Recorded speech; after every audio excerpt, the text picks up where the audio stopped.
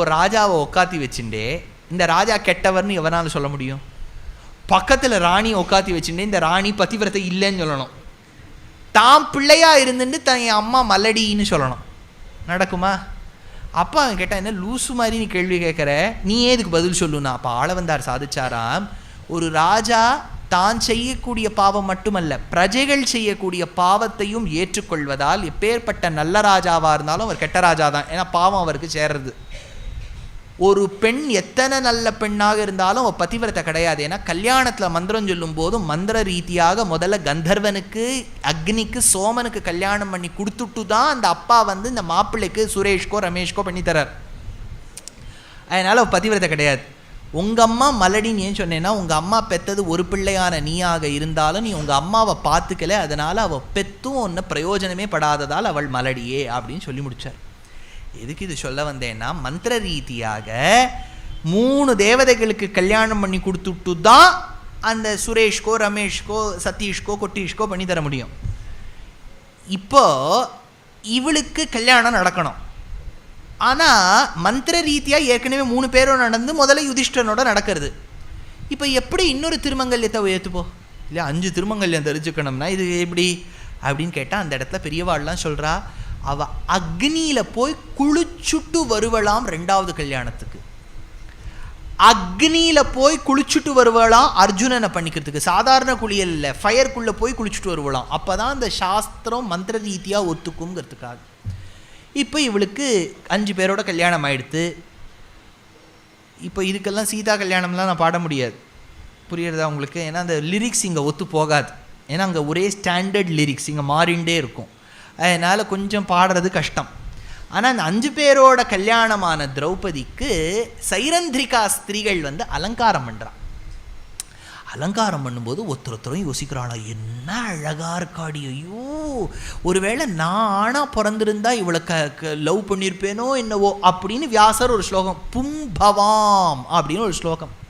என்னன்னா ஒரு ஸ்திரீயும் நினச்சி பார்க்குறாளாம், ஐயோ நான் ஒரு ஆணா பிறந்திருக்க கூடாதா இவளை கல்யாணம் பண்ணியிருப்பேனே அப்படின்னு. இது எதுக்கு இது சொல்கிறார் வியாசர்னா, பிற்காலத்தில் ஜெயதேவராகட்டும், நம்மாழ்வாராகட்டும், திருமங்கையாழ்வாராகட்டும், சுவாமி வேதாந்த தேசிகனாகட்டும், எல்லாருமே பெருமாளை கொண்டாடும் போது தன்னை ஒரு ஸ்திரீயாக தான் நினச்சிப்பா. நீங்கள் பார்த்துருக்கல, அலிவேணி எந்தூ செய்வோ, அதில் அவள் ஸ்திரீயாக தான் நினச்சின்னு பாடுறார்.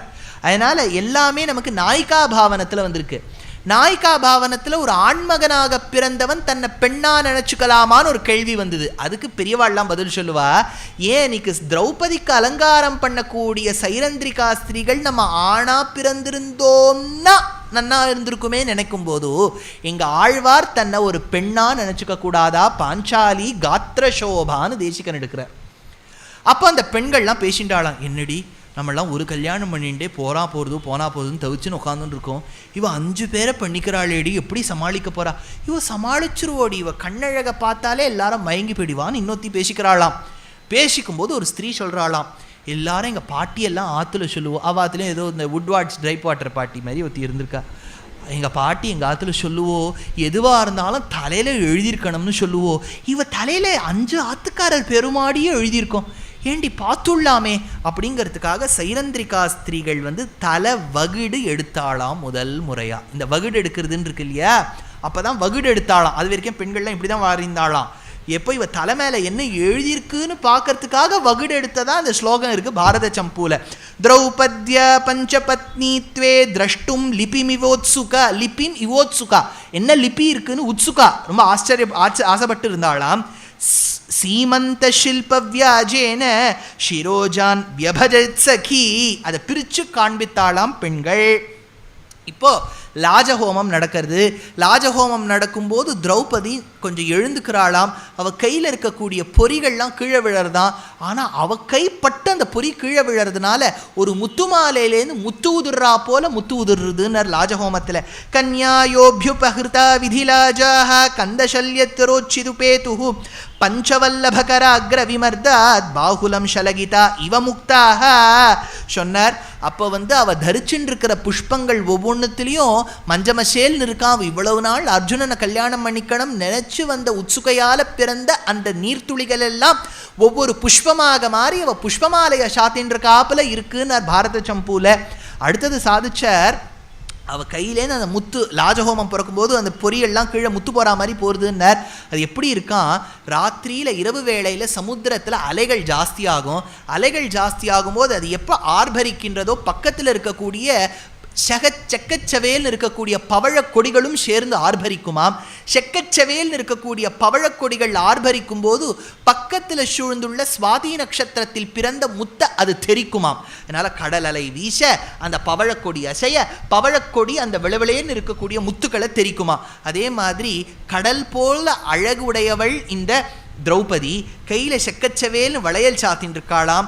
லாஜஹோமத்தில் பவழக்கொடி போல் இருக்கின்ற அந்த செக்கச்சவேல் என்கின்ற வளைகள் அப்படி தெரிக்க கையில் இருக்கக்கூடிய பொறிகள் எல்லாம் அந்த பவழக்கொடி தெளிச்ச முத்து போல் வந்து தெரிச்சு கீழே விழறதுன்னர். மகாலட்சுமியின் அழகை பற்றி வெங்கடாத்வரி கவி ஒரு ஸ்லோகம் சாதிச்சார். ஹந்தாரஸ்தமசாம் உதந்தி கமலா தந்தாமுதம் தாவகாகன்னர்.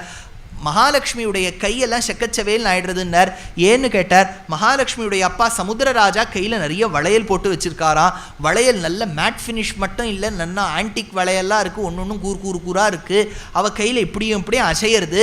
கையில் வந்து அழகான கிளியாம். அந்த கிளி வந்து இவ சிரிக்கும் போது அந்த விளைவிளையேன்னு இருக்கக்கூடிய பல் வரிசையின் வெளிச்சத்தில் அவள் செக்கச்சவேல்னு சாத்தின்னு இருக்கக்கூடிய கொவ்வை செவ்வாய் லிப்ஸ்டிக் இருக்கோனோ அதனுடைய ரிஃப்ளெக்ஷன் வந்து அந்த விளவிளையேன்னு இருக்கக்கூடிய பல்லில் பட்டு அது மாதுளை கொட்டை மாதிரி ஆகிடுதான் அந்த வாய்க்குள்ளே இருக்கக்கூடிய பல்லு. அந்த பல்லு மாதுளை கொட்டை, அது பல்லு இல்லை, மாதுளை கொட்டைன்னு நினச்சின்னு இருக்கான் கையில் இருக்கக்கூடிய கிளி. அதை கொத்த போகிறதான். அதை கொத்த போகும்போது இவ தடுக்கிறாளாம் மகாலட்சுமி. அதை தடுக்கும்போது வளையல் இப்படியும் அப்படியும் போட்டு ஒன்றுத்துக்கு ஒன்று ஒராசி அவள் கை செக்கச்சவேல் ஆய் போயிடுத்துன்னர் கவி. ஹந்தாரஸ்தமசாம் முதந்தி கமலா தந்தா முதம் தாவகாகா. அந்த மாதிரி நம்ம கவிஞர்கள் சொல்லியிருக்கக்கூடிய உவமை, உபமானு பேர். உபமானு சொன்னால் சிமிலிஸ். சில இடத்துல ரூபகமாக சொல்லுவா, ரூபகம்னு சொன்னால் மெட்டஃபர். சில இடத்துல ஸ்லேஷமாக சொல்லுவா, பண்ணுன்னா என்ன, இரட்டை அர்த்தத்தோடு கூடியது. இந்த மாதிரி பல அர்த்தங்கள்லாம் எடுத்து சொல்லுவா நம்ம புலவர்கள். இப்போது திரௌபதியுடைய இடது தோள் துடிச்சுதான், யுதிஷ்டனுடைய வலது தோள் துடிச்சுதான். ஏன்னா ஆணுக்கு வலது பக்கம் துடிச்சா நல்ல சகுனம், பெண்ணுக்கு இடது பக்கம் துடிச்சா நல்ல சகுனம். அதனால தான் வாலிக்கும் ராவணனுக்கும் இடது கண் துடிச்சுது, சீதைக்கும் இடது கண் துடிச்சுதுன்னர் வால்மீகி. சீதா கபீந்திரஹா க்ஷணதாச்சராணாம் ராஜீவ ஹேமோஜ்வல நோபமானி சுக்ரீவராம பிரணய பிரசங்கே வாமானி நேத்ராணி சமம் ஸ்புரந்தின்னர். ஏன் 3 பேருக்கும் இடது கண் துடிச்சுதுன்னர்? ஏன்னா ராமரும் சுக்ரீவனும் அக்னிய வலம் வராளாம். எப்போ ராமரும் சுக்ரீவரும் மைத்ரி பாவத்தில் இருந்தாலோ ராமன் வாலியை ஜெயிச்சுடுவான். வாலியை ஜெயிக்கணும்னா வாலிக்கு மரணம், அதனால இடது கண் துடிச்சுது. வாலியை எப்போ ஜெயிச்சாச்சோ ஹனுமத் சைன்யம் வந்துவிடும், அதனால ராவணனை ஜெயிக்க முடியும். ராவணனுக்கும் துஷகுணம் இடது கண் துடிச்சுது. எப்போ ராவணனை கொன்னாச்சோ சீதையை மீட்டு விடலாம், அவளுக்கு நல்ல சகுனம் இடது கண் துடிச்சுது. அதனால வாமானி நேத்ராணி சமம் ஸ்புரந்தினர். இந்த இடத்துல திரௌபதிக்கு இடது கை துடிச்சதும் யுதிஷ்டனுக்கு வலது கை துடிச்சுதான். அதனால திரௌபதியை தன்னுடைய வலது பாகத்தில் வச்சுட்டானாம். ஏன்னா இவனோடது இதுவும் துடிக்கிறது, அவளோடதும் துடிக்கிறது இல்லையா, பார்க்கறதுக்கு ஒரு அலை மாதிரி இருக்கட்டும்னு வச்சுட்டதா கவி சாதிக்கிறார்.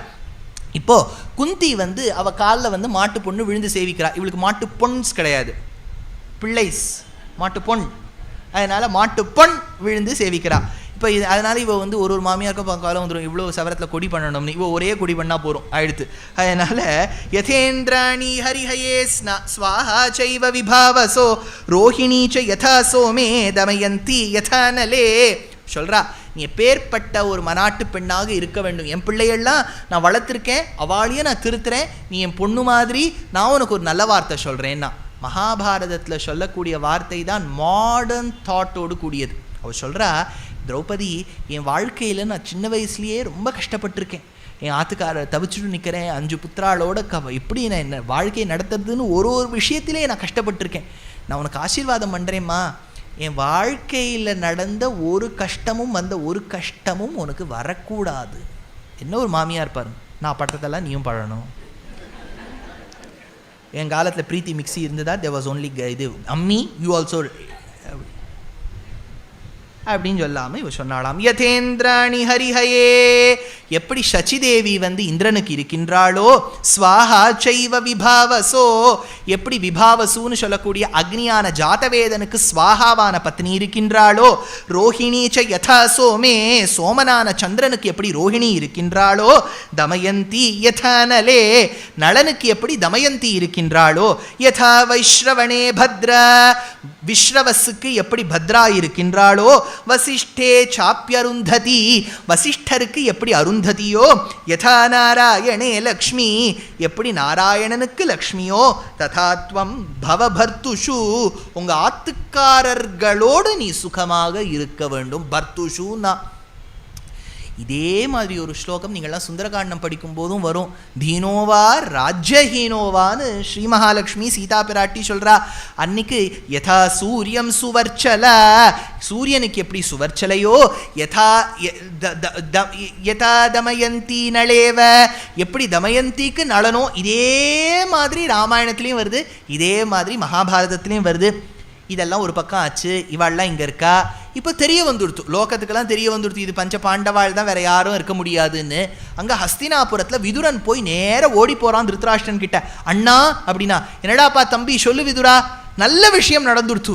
நல்ல விஷயம் நடந்துடுத்தா, சரி காந்தாரி ஹாரதி கரைச்சி வச்சுக்கோ, நம்ம நாட்டு பொண்ணு பாஞ்சாலி நம்ம திரௌபதியை அழைக்கணும், நம்ம பிள்ளை துரியோதனன் அழைக்கணும், 2 பேரும் தம்பதியாக வருவா அழைக்கணும்னு சொன்னானா.